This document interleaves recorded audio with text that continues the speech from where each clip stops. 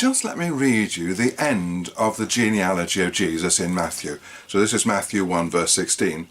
And Jacob was the father of Joseph, the husband of Mary, of whom Jesus was born, who is called the Messiah. There's something strange about that, isn't there? If Mary was a virgin, then Joseph had nothing to do with Jesus' birth or his lineage. And yet the genealogy ends with Joseph. It's a bit strange, isn't it? And then, of course, you've got that word Messiah.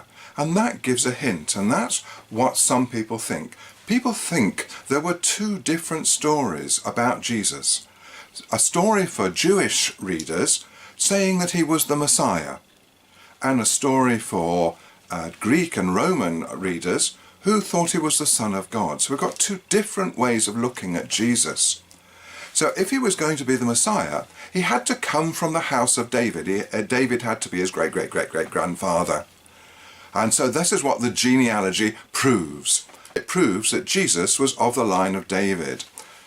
But of course, to do that, Joseph had to be his father.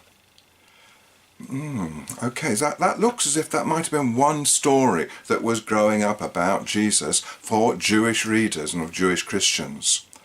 But of course, the idea of Messiah meant nothing to people who were from Greece or Rome or spoke Greek or Latin. So they were much more used to God's coming down from heaven and having sex with human women and creating demigods. So for them, something about God, Jesus being the Son of God, would make much more sense.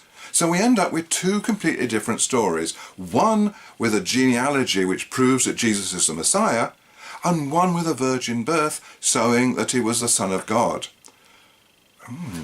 Bit strange that, isn't it?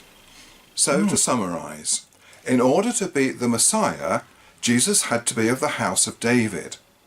In order to be of the house of David, Joseph had to be his father. But to be the Son of God, Mary had to be a virgin, and Joseph couldn't be his father. Yet more strange things in the Bible, and yet more interesting things to come. Wait for another video.